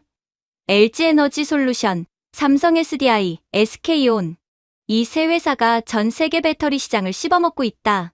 중국을 제외한 글로벌 시장에서 한국 배터리의 점유율은 압도적이다. 저는 배터리 셀의 종류를 보여주었습니다. 파우치형, 원통형, 각형. 한국의 무서운 점은 포트폴리오다. 일본 파나소닉은 테슬라 하나에 목을 메고 원통형만 만든다. 하지만 한국은 전 세계 모든 자동차 회사의 입맛에 맞춰 모든 형태의 배터리를 다 만든다. GM, 포드, 현대, 폭스바겐, BMW. 이들의 전기차 심장을 뜯어보면 열의 7은 메이드 인 코리아가 적혀 있다. 이제 유럽의 명차들도 한국산 배터리가 없으면 굴러가지 않는 고철 덩어리일 뿐이다. 하지만 교수님, 전고체 배터리. 같은 차세대 기술은 일본이 특허가 많지 않습니까? 다나카가 마지막 자존심을 걸고 반문했습니다. 특허? 많지. 종이 위의 기술은 일본이 많다. 하지만 그걸 양산해서 가격을 낮추고 차에 싣는 건 전혀 다른 문제다. 한국은 이미 전고체 배터리 파일럿 라인을 돌리고 있다. 일본이 연구소에서 비커를 흔들 때 한국은 공장을 짓는다. 그 실행력의 차이가 시장의 주인을 바꾼 것이다. 저는 칠판의 심장이라는 글자 옆에 더욱 강렬한 그림을 그렸습니다. 바로 이글거리는 태양이었습니다. 배터리가 전기를 담는 그릇이라면 그 전기를 무한하게 만들어낼 꿈의 기술이 있다. 바로 핵융합이다. 인공태양. 바닷물 한 컵으로 서울 전체를 1년 동안 밝힐 수 있는 신의 불꽃이지. 이걸 누가 가장 잘 다루고 있을까? 미국, 유럽, 일본. 저는 스크린에 한국의 K스타 내부 영상을 띄웠습니다. 도넛 모양의 거대한 장치 안에서 플라즈마가 춤을 추고 있었습니다. 핵융합의 핵심은 1억 도가 넘는 플라즈마를 오랫동안 유지하는 것이다. 1억 도. 태양 중심보다 7배나 뜨거운 온도다. 이 미친 열기를 견딜 물질은 지구상에 없다. 그래서 자기장으로 공중에 띄워야 해. 일본도 JT60SA라는 장치가 있고 유럽도 있다. 하지만 세계 신기록을 갈아치우고 있는 건 한국의 K스타다. 숫자가 화면에 떴습니다. 1억 도 30초 유지, 1억 도 48초 유지. 숫자는 계속 올라가고 있었습니다. 전 세계 물리학자들이 경악했다. 어떻게 한국이? 비밀은 바로 한국인의 손기술과 AI였다. 한국은 이 장치를 조립할 때 오차 범위를 머리카락 두께의 10분의 1로 줄였다. 용접 하나, 나사 하나까지 완벽했다. 그리고 1억 도의 플라즈마가 튀어나가지 않게 제어하는 건 한국이 개발한 AI 시스템이다. 0.0001초마다 자기장을 조절해서 그 미친 불꽃을 악이 다루듯 달래고 있는 거야. 저는 다나카를 바라보며 말했습니다. 프랑스에 짓고 있는 국제핵융합 실험로. 전 세계가 돈을 모아 짓고 있는 인류 최대의 프로젝트지. 그런데 그 프로젝트의 핵심 부품인 진공용기와 열차 폐체를 누가 만들고 있는지 아나? 바로 한국의 현대중공업이다. 왜? 다른 나라들이 만들다가 실패했거든. 도면을 줘도 못 만드는 걸 한국은 해보니까 되던데요? 라며 만들어냈다. 이제 세계의 석학들은 한국 없이는 인공태양을 켤 수 없다는 걸 인정했다. 강의실은 전율로 가득 찼습니다. 단순히 물건을 잘 만드는 수준을 넘어 인류의 에너지 문제를 해결할 열쇠를 한국이 쥐고 있다는 사실 때문입니다. 너희는 그리스 로마 신화의 프로메테우스를 알 거다. 신들의 전유물이었던 불을 훔쳐 인간에게 선물한 영웅이지. 21세기 그 신의 불을 훔친 나라가 바로 한국이다. 배터리로 에너지를 저장하고 핵융합으로 에너지를 창조한다. 일본이 20세기의 영광인 내연기관과 기초 소재에 머물러 있는 동안 한국은 21세기와 22세기를 지배할 미래의 불을 선점했다. 저는 칠판의 그림을 가리키며 덧붙였습니다. 한국이 소름 끼치는 건 그들이 만족을 모른다는 점이다. 반도체 1등, 조선 1등, 배터리 1등. 보통 이 정도면 샴페인을 터뜨리고 쉴 법도 하다. 그런데 그들은 쉬지 않아. 오히려 다음은 뭐지? 우주인가? 바이오인가? 라며 또 다른 먹잇감을 찾아 눈을 번뜩인다. 일본이 잃어버린 야성이 한국에는 펄펄 끓고 있다. 저는 다나카에게 마지막으로 물었습니다. 다나카, 자네는 2019년을 일본의 실수라고 했지? 아니, 그건 실수가 아니라 축복이었다. 한국 입장에서는 말이야. 덕분에 한국은 자신들이 얼마나 강한지 깨달았고 누구에게도 의존하지 않는 완전체가 되었으니까. 이제 도요타와 파나소닉이 한국 기업의 눈치를 봐야 하는 시대가 왔다. 자존심 상하나? 그렇다면 실력을 키워라. 한국이 그랬던 것처럼. 다나카는 고개를 숙였습니다. 더 이상 반박할 말이 없었기 때문입니다.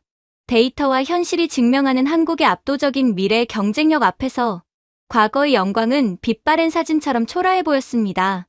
그렇게 이제는 강의실의 분위기는 완전히 한국 하나에 압도되었습니다. 학생들의 표정에는 이제 경외심을 넘어선 어떤 두려움마저 서려 있었죠. 하지만 그 두려움의 성격은 조금씩 달랐습니다. 서구권 학생들은 자신들의 기술적 종속을 걱정했지만 중국 학생들의 눈빛에는 분노와 억울함이 이글거리고 있었습니다. 그때였습니다.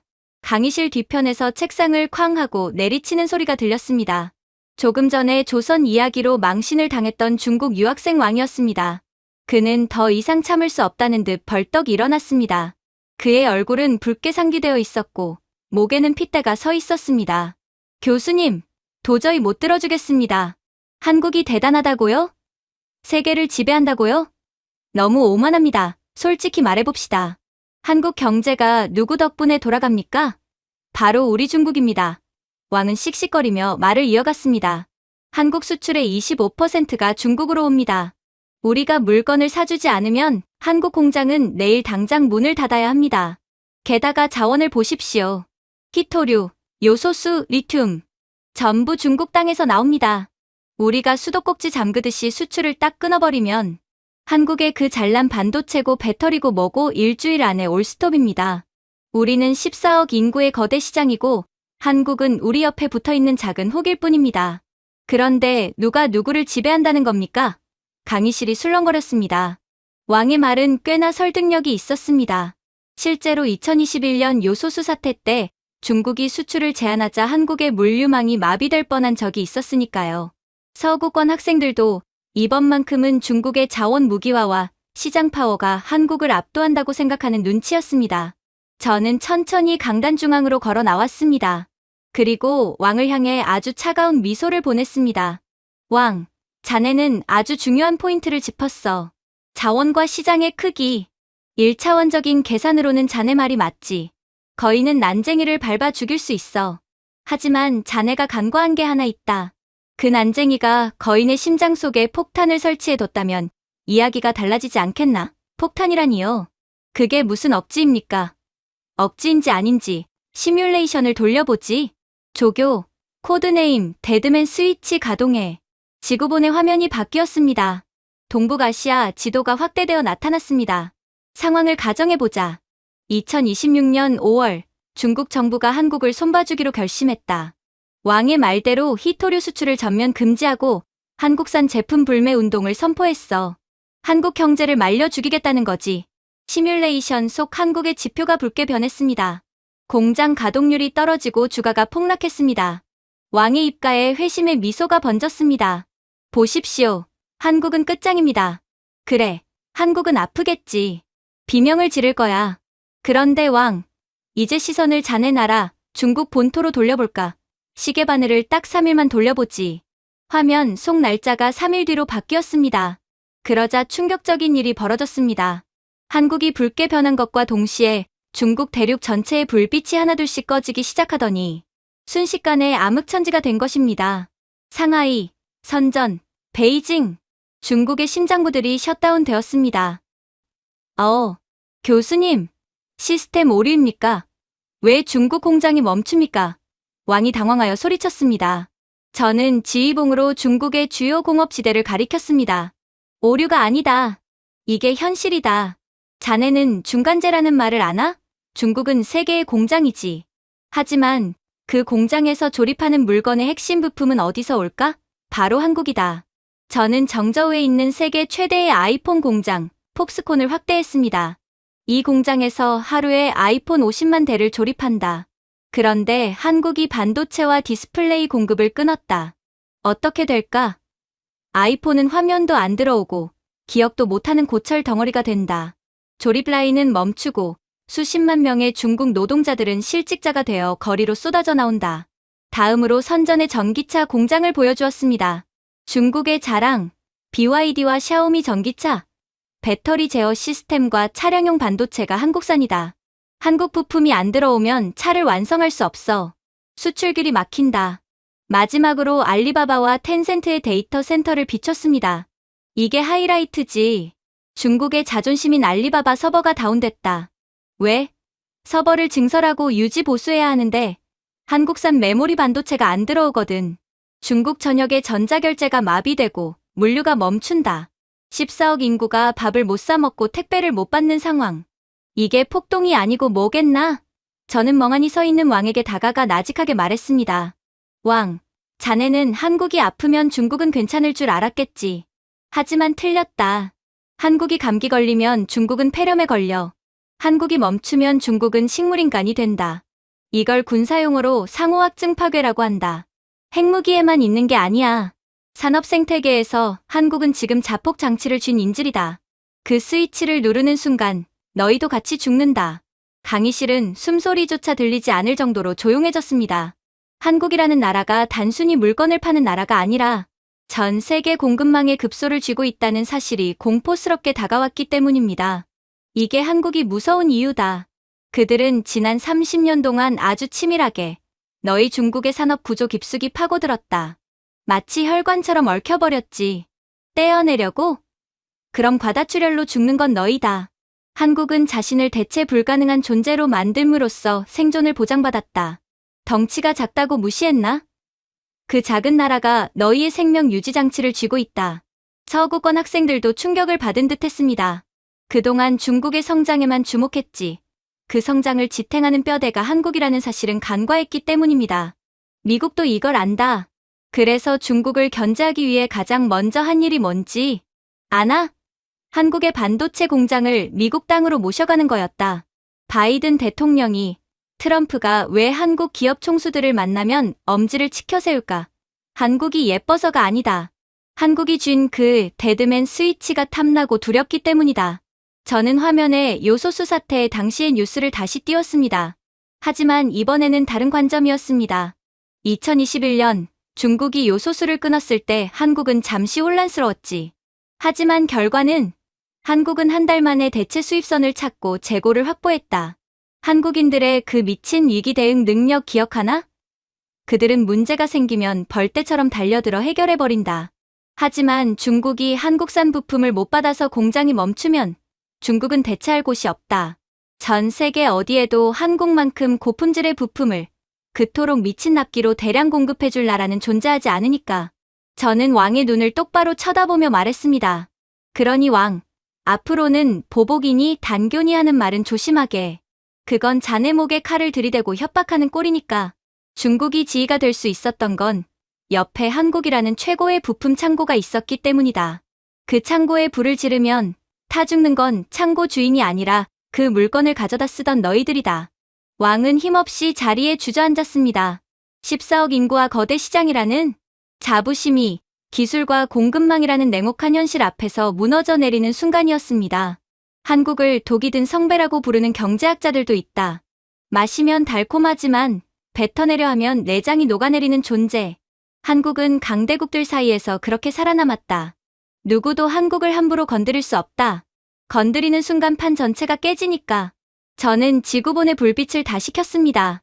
한국과 중국, 그리고 전 세계가 복잡한 선으로 연결된 모습이 나타났습니다. 이 복잡한 연결망. 한국은 이 거미줄의 한가운데 앉아 있는 겁니다. 줄을 끊으려 하지 마라. 그 줄에 매달려 있는 건 너희들이다. 강의실의 분위기는 이제 공포를 넘어선 경외심으로 가득 찼습니다. 작지만 강한 나라, 아니 작아서 더 치명적인 나라. 한국은 강대국들의 틈바구니에서 눈치를 보는 새우가 아니라 고래들의 급소를 겨누고 있는 독침붕어였던 것입니다. 그렇게 강의실의 열기는 좀처럼 식을 줄 몰랐습니다. 공급망이라는 보이지 않는 족쇄가 자신들의 목을 죄고 있다는 사실을 깨달은 학생들은 충격에 빠져 있었습니다. 하지만 그 침묵을 깨고 다시 한번 도전적인 시선이 저를 향해 날아왔습니다. 이번에는 중국도, 유럽도, 미국도 아니었습니다. 바로 인구 14억의 대국, 인도의 유학생 파테이였습니다. 그는 앞선 챕터들에서 한국의 기술력을 인정하면서도 내심 회심의 미소를 짓고 있었습니다. 그에게는 한국이 절대로 가질 수 없는, 그리고 인도가 세계 최고로 가진 숫자가 있었으니까요. 파텔이 손을 들었습니다. 그의 목소리에는 자신감이 넘쳐 흘렀습니다. 교수님, 한국의 기술력 인정합니다. 공급망 장악력도 무섭습니다. 하지만 교수님도 인정하셔야 할 치명적인 약점이 있지 않습니까? 파텔은 강의실 스크린에 띄워진 세계 인구 그래프를 가리켰습니다. 한국은 지금 사라지고 있습니다. 합계 출산율 0.6명. 인류 역사상 전쟁이나 전염병 없이 이렇게 인구가 급감한 나라는 없었습니다. 아이가 태어나지 않는 나라에 미래가 있습니까? 생산할 사람도 소비할 사람도 사라지는데 기술이 무슨 소용입니까? 결국 21세기의 승자는 가장 젊고 가장 많은 노동력을 가진 우리 인도가 될 겁니다. 강의실의 공기가 다시 술렁였습니다. 파텔의 말은 반박할 수 없는 사실이었습니다. 뉴욕타임스가 흑사병보다 무섭다고 표현했던 한국의 인구 절벽. 그것은 한국의 가장 아픈 손가락이자 전 세계가 한국을 동정 어린 시선으로 바라보는 이유였습니다. 저는 천천히 고개를 끄덕이며 강단 앞쪽으로 걸어 나갔습니다. 파텔, 아주 정확한 지적이다. 한국은 지금 늙어가고 있지. 유치원이 요양원으로 바뀌고 지방의 학교들이 문을 닫고 있다. 통계만 보면 한국은 시한부 판정을 받은 환자가 맞아. 저는 스크린에 텅 빈 서울의 놀이터 사진을 띄웠습니다. 을씨년스러운 풍경에 학생들의 표정이 어두워졌습니다. 그런데 말이야, 자네들은 인구 과잉이 축복이라고 확신하나? 지금이 19세기 산업혁명 시대라면 그 말이 맞겠지. 공장에 사람을 쑤셔 넣어야 물건이 나오던 시절에는 쪽수가 곧 국력이었으니까. 하지만 지금은 2026년이다. AI와 로봇의 시대지. 저는 사진을 바꿨습니다. 이번에는 인도의 뭄바이 기차역, 콩나물 시루처럼 매달려가는 사람들의 모습이었습니다. 자네들이 자랑하는 그 14억 인구.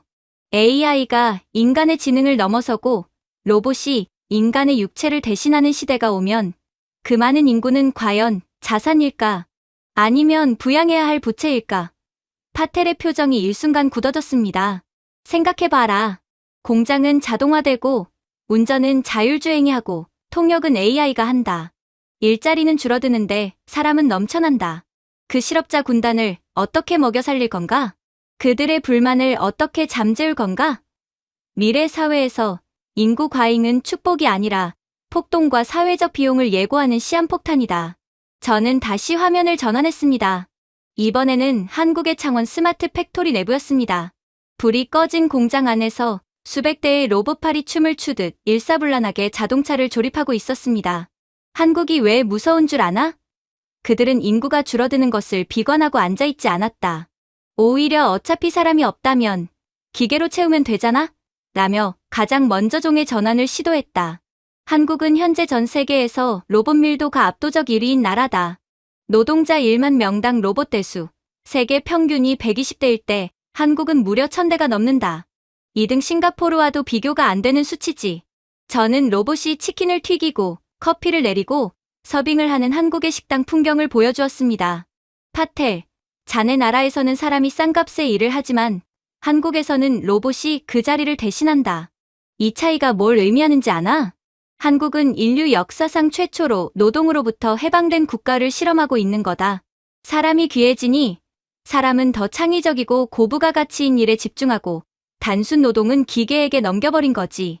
하지만 로봇이 인간을 대체하면 결국 한국인들도 일자리를 잃는 것 아닙니까?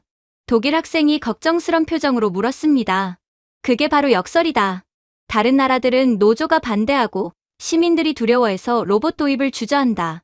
터미네이터가 내 밥그릇을 뺏을까봐 겁을 먹지. 하지만 한국은 사람이 없어서 공장이 멈출 지경이니 로봇의 도입을 생존으로 받아들인다. 전 세계에서 거부감 없이 로봇과 공존하는 유일한 사회가 된 거다. 저는 화면에 무인이라는 단어를 띄웠습니다. 이게 한국의 미래다. 24시간 불이 꺼지지 않는 무인 편의점, 무인 카페, 무인 공장. 한국은 인구 감소 덕분에 역설적으로 디지털 전환을 가장 빠르게 완성했다. 너희가 실업률 때문에 AI 도입을 머뭇거릴 때 한국은 법과 제도를 뜯어고치며 포스트 휴먼 소사이어티로 진입했다. 저는 파텔에게 다시 물었습니다. 자네 나라의 14억 인구가 모두 교육을 받고 고급 인력이 되려면 몇 년이 걸릴까? 50년? 100년? 하지만 한국은 로봇을 업그레이드하는데 소프트웨어 패치 한 번이면 충분하다. 생산성, 지치지도 않고 파업도 하지 않고 24시간 일하는 강철의 노동자들을 당해낼 수 있을까? 강의실은 충격에 휩싸였습니다. 저출산이 재앙인 줄만 알았는데 그것이 오히려 한국을 강제로 진화시키는 촉매제가 되었다는 해석은 그들의 상식을 완전히 뒤엎었기 때문입니다. 한국을 봐라. 그들은 지금 소멸하고 있는 게 아니다. 탈피하고 있는 거다. 애벌레가 나비가 되려면 껍질을 벗어야 하듯이 한국은 노동 집약적인 인간의 나라에서 기술 집약적인 시스템의 나라로 다시 태어나고 있다. 몸집은 줄어들지만 밀도는 더 높아지고 더 스마트해지고 더 치명적인 국가로 변모하는 중이다. 저는 칠판에 나비의 그림을 그렸습니다. 세계의 미래학자들은 한국을 미래의 탄광 속 카나리아라고 불렀다. 가장 먼저 죽을 거라고 봤으니까. 하지만 지금은 생각이 바뀌었다. 한국은 카나리아가 아니라 가장 먼저 진화에 성공한 돌연변이다. 선진국들이 겪게 될 고령화와 노동 부족 문제, 그의 답지가 지금 한국에서 쓰이고 있다. 저는 한국의 국방 시스템을 예로 들었습니다. 군대도 마찬가지다. 병사가 줄어든다고? 그래서 한국은 AI 드론 부대와 무인 전투 차량, 자동 포탑을 세계에서 가장 적극적으로 배치하고 있다. 병사 한 명이 수십 대의 로봇을 거느리는 아이언맨 군단을 만들고 있지. 쪽수로 밀어붙이는 인해 전술. 한국의 레이저 무기와 드론 수험 앞에서는 그저 표적판일 뿐이다. 파텔은 아무 말도 하지 못했습니다. 인구 대국이라는 자부심이 기술 제국이라는 미래 앞에서 무색해졌기 때문입니다. 기억해라. 미래는 덩치 큰 공룡의 것이 아니다. 환경 변화에 가장 빨리 적응하는 자의 것이다. 한국은 인구 절벽이라는 벼랑 끝에서 떨어지는 대신 날개를 달고 날아오르는 법을 배웠다. 너희가 사람이 없어서 어떻게라고 동정할 때 한국은 로봇 군단을 이끌고 너희 머리 위를 날아다니고 있을 거다. 저는 학생들을 향해 마지막으로 강조했습니다. 한국은 이제 단순한 국가가 아니다. 거대한 테스트베드다. 인류가 AI와 로봇과 공존할 수 있는지, 노동 없는 삶이 가능한지, 그 모든 질문에 대한 답을 가장 먼저 찾아낼 실험실이다. 그리고 그 실험은 놀랍게도 성공적으로 진행되고 있다. 강의실의 분위기는 이제 두려움을 넘어선 경이로움으로 가득 찼습니다. 한국이라는 나라는 정말 못 말리는 독종이었습니다. 자원이 없으면 기술을 만들고 길이 막히면 뚫어버리더니 이제는 사람이 없으니 기계로 채워서라도 앞으로 나아가고 있으니까요. 자, 이렇게 한국은 에너지, 식량, 안보, 문화, 그리고 인구 문제까지 국가가 가질 수 있는 모든 리스크를 기술과 도끼로 돌파해냈다. 그렇다면 이 모든 것의 종착역은 어디일까? 한국은 도대체 어디로 가려고 이렇게 미친 듯이 달리는 걸까? 저는 칠판에 적힌 모든 키워드들을 하나의 선으로 연결했습니다. 학생들의 표정은 이제 지쳐 보이기보다는 거대한 퍼즐의 마지막 조각을 기다리는 탐험가들처럼 호기심으로 반짝이고 있었습니다. 그때 영국인 유학생 제임스가 나섰습니다. 그는 제국의 역사를 전공한 학생답게 수업 내내 강대국의 조건에 대해 고민하는 눈치였지요. 제임스가 기다렸다는 듯 입을 열었습니다. 맞습니다, 교수님. 한국이 대단하다는 건 인정합니다. 하지만 패권국이라고 부르기엔 부족하지 않습니까? 영토는 작고 인구는 줄고 있고 무엇보다 미국이나 중국 같은 압도적인 하드파워 덩어리가 아니지 않습니까? 한국은 결국 강대국들 사이에서 줄타기를 해야 하는 운명 아닙니까? 제임스의 질문은 날카로웠습니다. 전통적인 지정학의 관점에서 한국은 영원한 새우여야 했으니까요. 저는 칠판에 그려진 거대한 두 원, 미국과 중국을 가리켰습니다. 그리고 그 사이에 끼어있는 작은 점, 한국을 붉은색 분필로 덧칠했습니다. 제임스, 자네 말이 맞아. 한국은 미국처럼 항공모함 전단을 10개씩 굴릴 수 없고 중국처럼 14억 인구로 시장을 밀어붙일 수도 없다. 전통적인 의미의 패권국은 아니지. 하지만 21세기의 권력은 덩치에서 나오지 않는다. 저는 칠판에 비행기 그림을 그리기 시작했습니다. 아주 복잡하고 정교한 최첨단 초음속 여객기였습니다. 지구라는 행성을 하나의 거대한 비행기라고 상상해보자. 이 비행기는 지금 기후위기, 전쟁, 전염병, 양극화라는 태풍 속을 뚫고 날아가야 한다. 자, 이 비행기의 엔진은 누구일까? 저는 비행기의 거대한 엔진에 미국이라고 적었습니다. 미국이다. 압도적인 군사력과 달러라는 연료를 태워 추진력을 만든다. 힘이 제일 세지. 그럼 비행기의 몸통과 화물칸은 누구일까? 저는 동체 부분에 중국이라고 적었습니다. 중국이다. 거대한 덩치와 생산력으로 비행기의 무게중심을 잡고 짐을 싣는다. 그렇다면 제임스, 이 복잡하고 위험한 비행기를 누가 조종해야 할까? 힘만 센 엔진, 무겁기만 한 몸통? 제임스는 대답하지 못했습니다. 저는 비행기의 가장 앞부분, 아주 작지만 모든 신경망이 연결된 조종석에 태극 문양을 그려 넣었습니다. 조종사는 힘이 가장 센 사람이 아니다.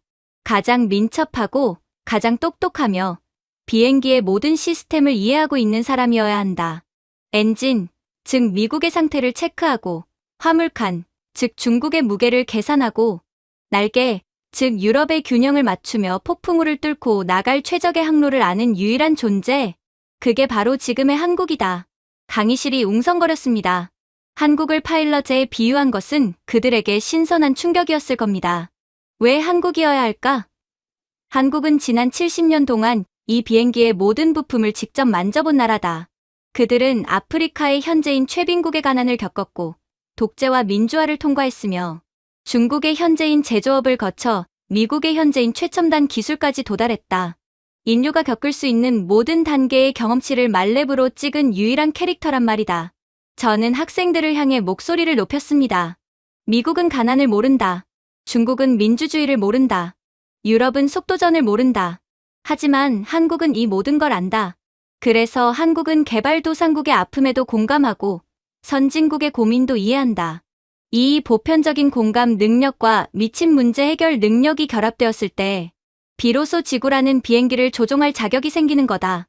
그때 프랑스 학생이 손을 들었습니다. 하지만 교수님, 강대국들이 과연 한국에게 조종관을 넘겨줄까요? 자존심이 허락하지 않을 텐데요. 넘겨주는 게 아니다. 그들이 한국을 조종석에 앉힐 수밖에 없도록 한국이 판을 짠 거다. 기억나나? 데드맨 스위치. 한국이 조종관을 놓으면 엔진인 반도체가 멈추고 날개인 배터리가 꺾인다. 미국과 중국은 서로 으르렁거려도 한국이라는 파일럿이 없으면 둘 다 추락한다는 걸 뼈저리게 알고 있다. 그래서 한국은 그들 사이에서 균형을 잡으며 경로를 설정하는 거다.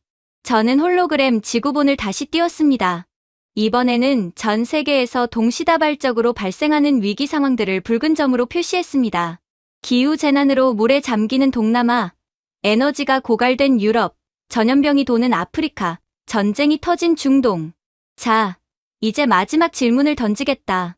이것이 오늘 강의의 결론이자 너희가 앞으로 마주할 현실이다. 저는 학생들의 눈을 하나하나 맞추며 아주 진지하게 물었습니다. 자네의 조국이 절체절명의 위기에 처했다. 해수면이 상승해 도시가 잠기고 전력망이 끊겨 암흑천지가 되고 바이러스가 창궐한다. 자, 자네는 누구에게 전화를 걸 텐가? 저는 칠판에 3가지 보기를 적었습니다. 1번, UN, 2번, IMF, 3번, 코리아. 1번, UN에 전화할 건가? 그들은 뉴욕의 쾌적한 회의실에 모여서 우려를 표명한다는 성명서를 낼 거다. 그리고 지원금을 보내주겠지만 그 돈은 중간에 부패한 관료들의 주머니로 들어가겠지. 6개월 뒤에 조사단을 파견하겠지만 이미 자네의 도시는 물에 잠긴 뒤일 거다. 학생들이 쓴웃음을 지었습니다. 국제기구의 무능함을 너무나 잘 알고 있었기 때문입니다. 2번, IMF. 그들은 돈을 빌려줄 거다. 대신 혹독한 구조조정을 요구하겠지. 연금을 깎고 수도와 전기를 민영화하라고 할 거다. 자네 국민들은 빚더미에 앉아 시위를 하다가 굶어 죽을 거다. 저는 마지막 3번 코리아를 가리키며 칠판을 강하게 내리쳤습니다. 하지만 자네가 한국에 전화를 건다면 어떤 일이 벌어질까? 한국은 회의를 소집하지 않는다. 대신 팀 코리아를 꾸려서 수송기를 띄운다. 저는 화면에 한국의 긴급 구호대와 엔지니어들이 수송기에서 내리는 장면을 띄웠습니다. 도착하자마자 한국의 건설사들은 밤을 새워 제방을 쌓고 무너진 다리를 연결할 거다. 한국의 전력 회사들은 스마트 그리드를 깔아서 끊어진 전기를 0.01초 만에 복구할 거다. 한국의 바이오 기업들은 자네 국민들의 유전자에 맞는 백신을 현지에서 생산해낼 거다. 한국의 통신사들은 마비된 네트워크를 살려낼 거다. 강의실은 숨소리조차 들리지 않을 만큼 조용했습니다. 그들은 묻지도 따지지도 않고 심지어 총알이 빗발치는 상황에서도 약속을 지킨다. 살려놓고 본다. 고쳐놓고 본다. 이것이 한국인들의 관기이자 직업윤리다. 자, 다시 묻지.